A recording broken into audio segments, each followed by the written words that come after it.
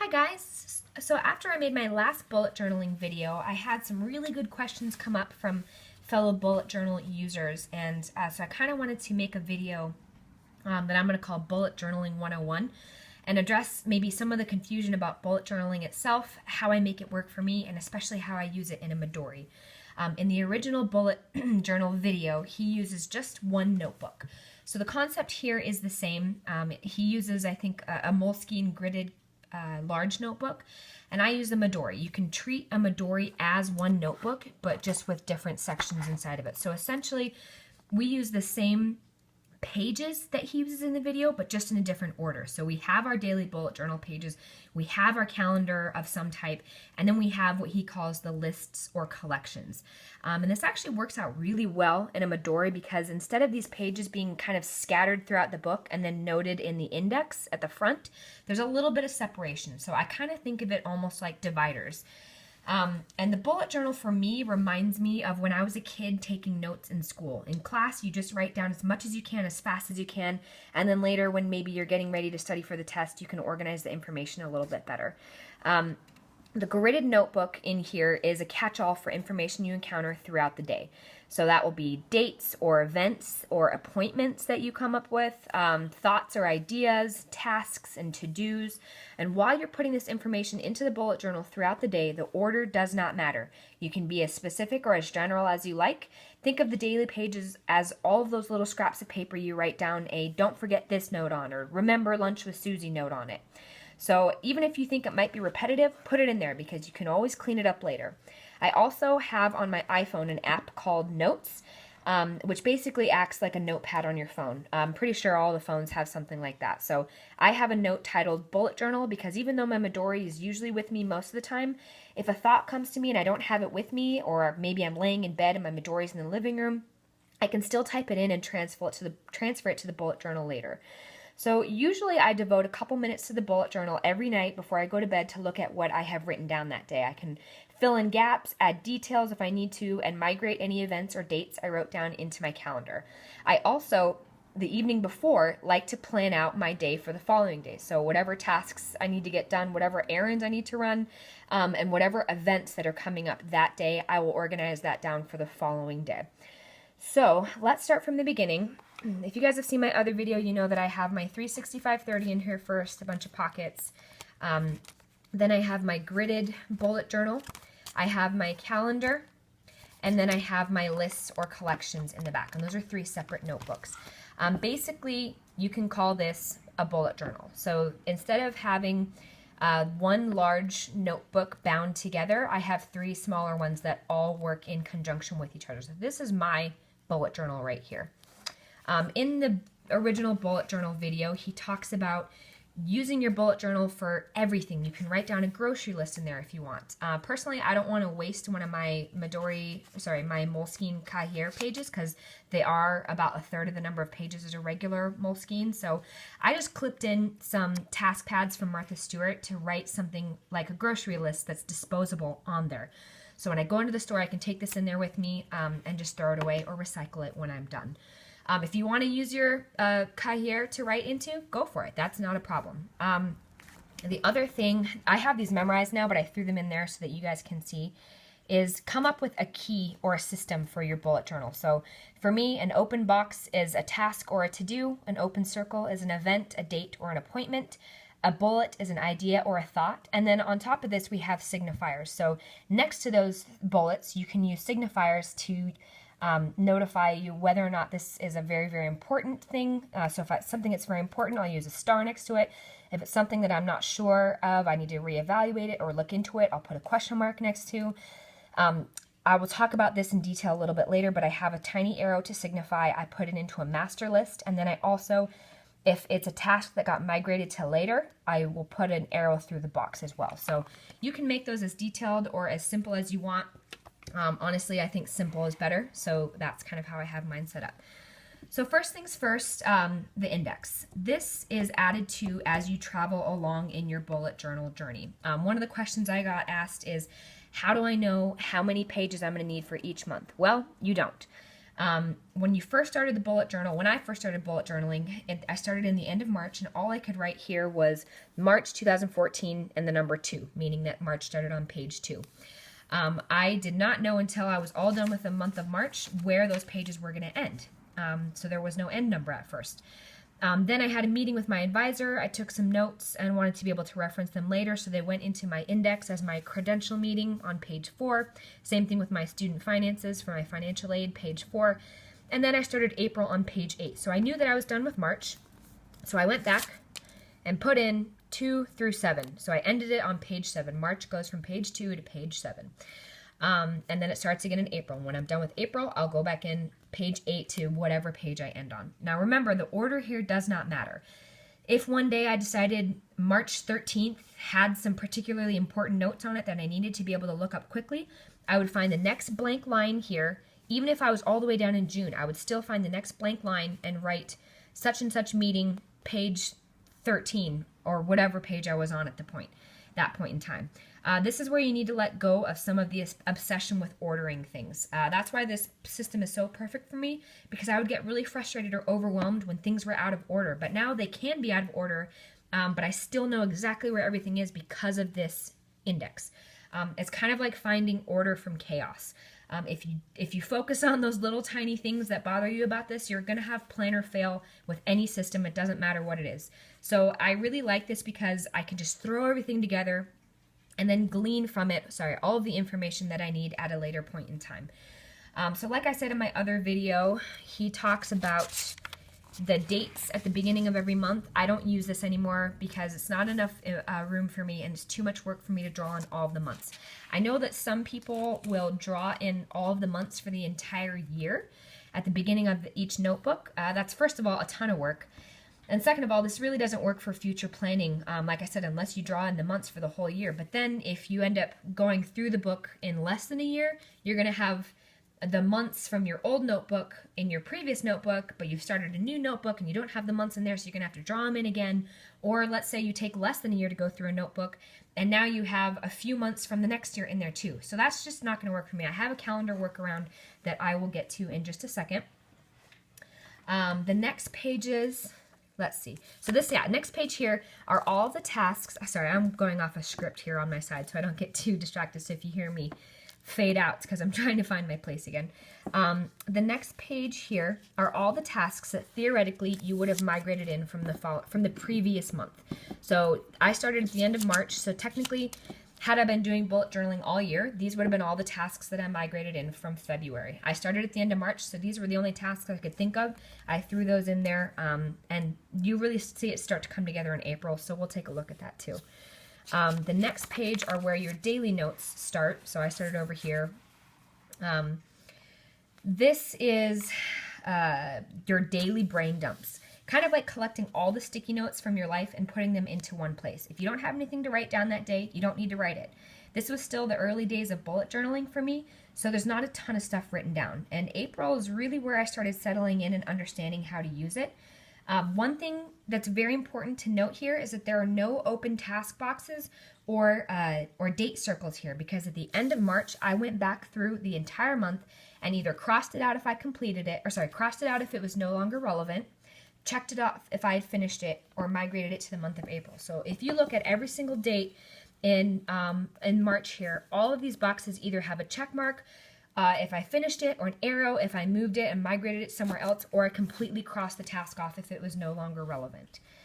So let's go to the month of April. There we go. This was everything that did not get completed in the month of March. The bullet journal will really help you start to see tasks that you're putting off for a long time and help you start to recognize how valuable your time is. It will help you eliminate or delegate tasks that you don't have time for. Here you can see I have a lot of open boxes still of things I need to do.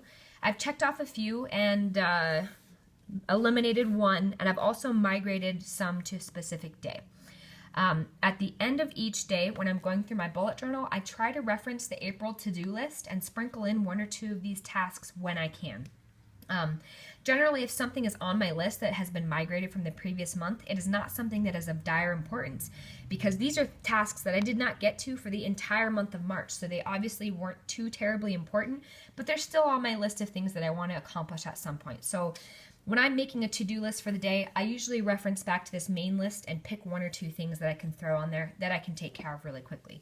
An example of this is on, let's see, April 3rd, when I was making my list for the day. I added call doctor here. So I went back here. I put an arrow through change doctor appointment because it got migrated to April 3rd. And I ended up actually just eliminating it from my list because my day off changed and I didn't have to change the doctor's appointment anyway. But had I called the doctor and completed it, I would have checked it off. So either way, when I look back at this, I know that this was moved and taken care of somewhere else. So the migration, got an arrow put through it, got moved to this date. Had I finished it, checked off. I didn't need to complete it, so I ended up just crossing it out, okay? One of the questions that I got was, how do I know where the task got migrated to? You actually don't need to notate that. The arrow tells you that it got moved, and that is all you need to know, because wherever it got moved to, it is now an open task box again, or it has been completed and checked off, or it has been eliminated by drawing a line through it. If it is a very important task and you can't blow it off or migrate it forward anymore, put a star next to it and get it done. So as long as you have some sort of signifier in it that it got moved forward or that it still needs to be completed, it doesn't necessarily matter where it goes, unless if it does matter, you can put a star next to it. Let's see, here's an example on March, here's an example, we're gonna go back to March 26th. And I'm going to show you guys an example of a task getting migrated many times. I'm starting back up on the Insanity workout schedule, and I need to print off a calendar for it and tape it into my notebook somewhere. I'm also trying to get better at flossing. That's one of my New Year's resolutions every day. So I found a printable, a really cute printable that I'm going to print off and tape into my notebook somewhere. So that thought first came to me on March 26th, right here. Look into pull-out calendars. I didn't finish it on March 26th, so it got an arrow through it and ended up on my April to-do list. Right here, pull out calendars. Sometime in the month of April, I decided, hey, I'm going to tackle pull out calendars. So there you go. There's another arrow through it right there. And it ended up on April 6th. Print and tape out health documents, teeth and workout. So I still have not completed this task. When I was making my task list for the day for April 6th, I thought I would tackle it that day. I still never got around to it, so these boxes are still open. Well, that ends today. It's going on my list today with a star because I'm tired of putting it off. And I'm going to show you guys when I complete my bullet journal for today in this video. I'm going to show you guys exactly how that works, okay? Now, you guys are going to see the magic happen. I put off going through my bullet journal last night and this morning so that I could show you how it works in action. So normally, before I go to bed, I devote a few minutes to looking over the day's notes and preparing for the following day.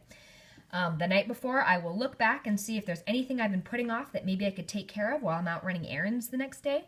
I look and see if a task has become obsolete or irrelevant, and I cross it out. Excuse me. And I also look and see if I added or if I wrote down any events or appointments that I need to transfer to my calendar. So first thing that we're going to do is we're going to look at April 10th. Flip my script over. Here we go. So April 10th, the night before April 10th, so on the evening of April 9th, I sat down and I started my task list for April 10th.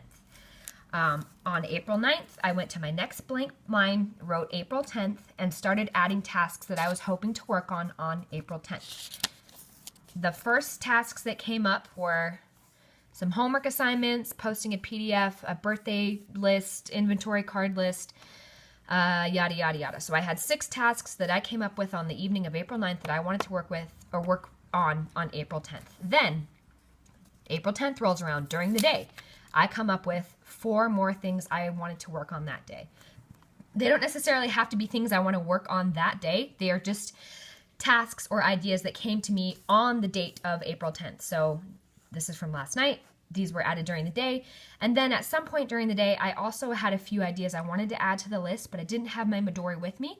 But I did have my phone with me. So I opened up my bullet journal list on my phone and I added the following 5 tasks as well. Remember, it doesn't have to be tasks that you're planning on tackling this day. It's just that this information came to you on April 10th, so it got written down on April 10th, okay? So you can see I didn't do so well on April 10th, but that's okay. This is a learning opportunity to see either how efficient or not efficient I was that day. Now, we are going to do April 12th together. Normally, I would have done this last night, but I wanted you guys to see it in action. So we are going to go back in time. We are going to the evening of April 11th. I'm sitting on my couch. I'm getting ready to go to bed.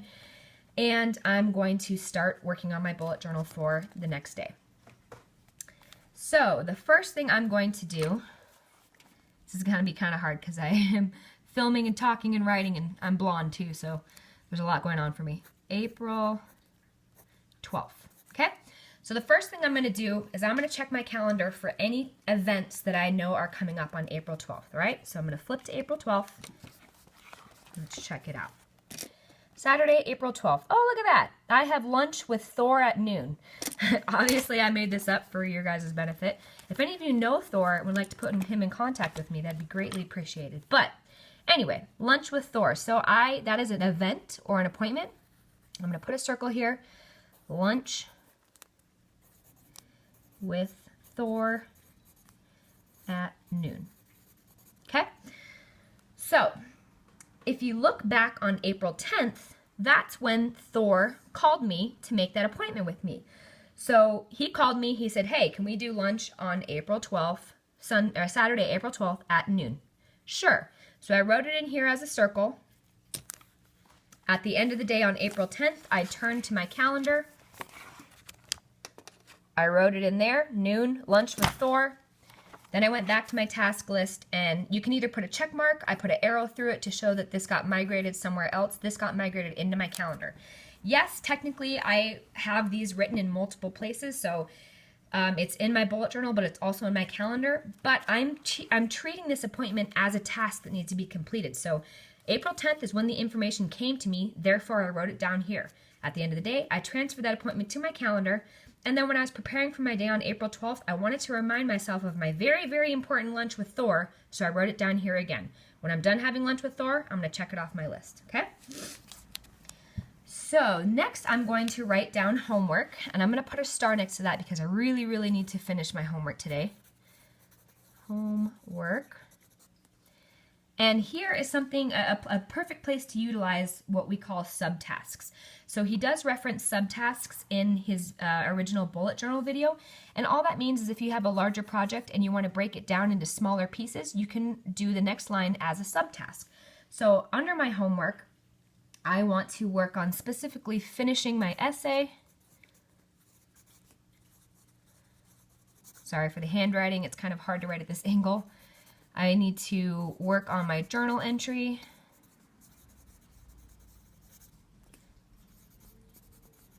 And I need to take an online quiz for the class. These are all tasks that I had originally written down on April 10th. So I'm going to go back here. I'm going to look at, all right, so here's the journal. So I migrated that down there. Here's the essay. I started the essay, but I want to finish it. I'm going to migrate that down there. And here's the quiz. I'm going to migrate that down there as well, okay? Then I also, before we move on, I saw a question about how to use this planner for school or homework, and this is exactly how I do it. My handwriting is too big to use in Midori in class for notes, and I would write way too much and just blow through notebooks, but I do use this to keep track of homework assignments, due dates, quizzes, and exams. My professor gives out a syllabus at the beginning of each course with all the due dates. So the first thing I do when I get that is I turn to my calendar and I write down every single due date for that class. My school is a one class per month format, so at the beginning of every month or every class, I write down every single due date on the syllabus. Discussion due, response due, journal, essay, and quiz due. Same thing here this week. For the entire class, if this was a semester-long class, I would write out every single due date for the entire semester. That way, it kind of helps me keep on top of things, and I hopefully won't forget anything, any due dates.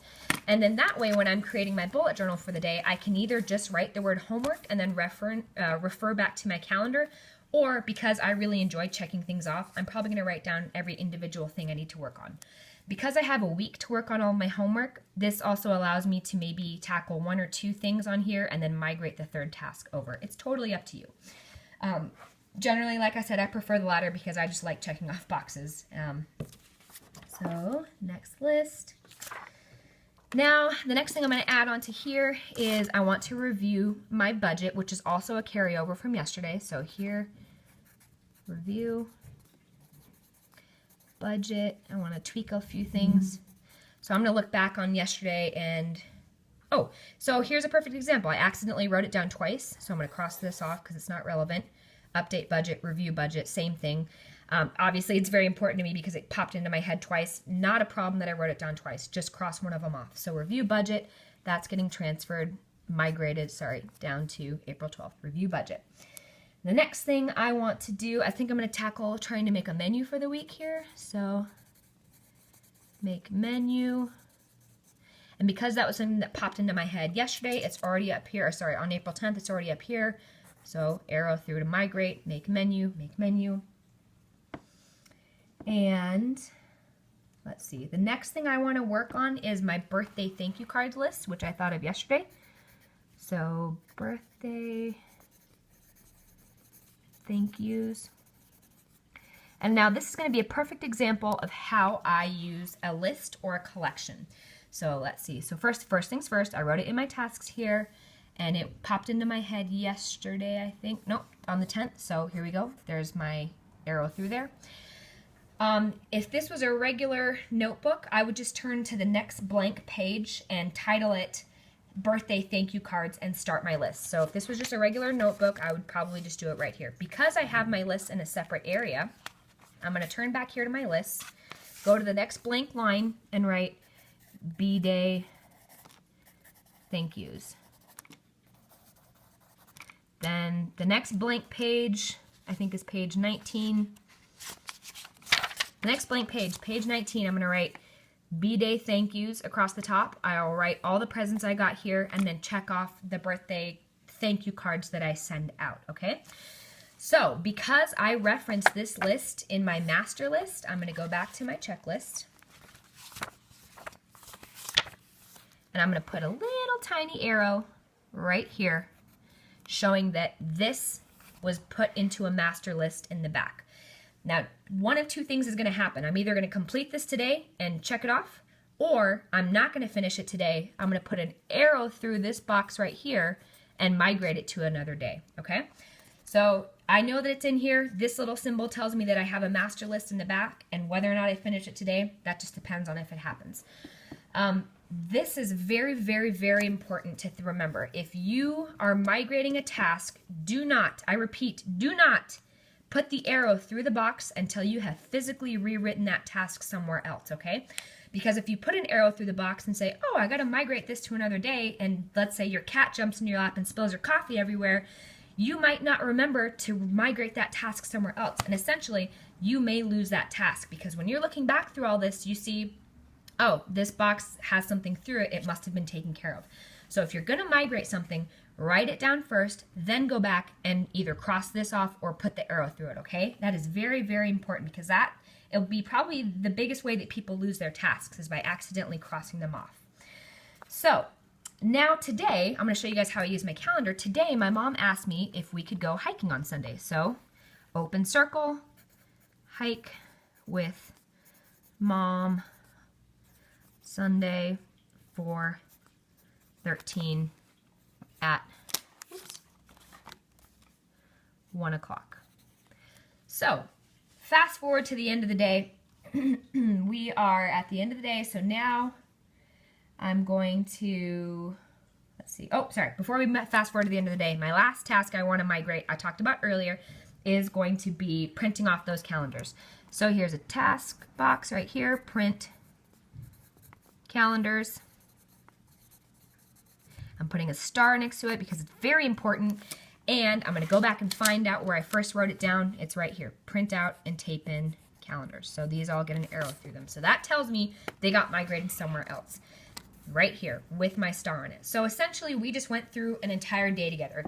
Here was my first appointment for the day. Here's all the tasks that came to me throughout the day. An appointment came to me throughout the day. all this information came to me at some point during the day, and I wrote it down, and I didn't do anything with it yet. Okay? So now, fast forward to the end of the day. I'm going to be sitting on the couch. It's the end of the day. I'm checking out my list. All right, I had lunch with Thor. Done. It was great. I finished all of my homework. Awesome, yay. I did not get a chance to review my budget. I did not get a chance to make my menu. I did finish my birthday thank you cards. Oh, look, I have an appointment with my mom. Here's an open circle. Here's what I'm going to do. Flip to my calendar. And we're going to write in right here. 1 o'clock, hike with mom.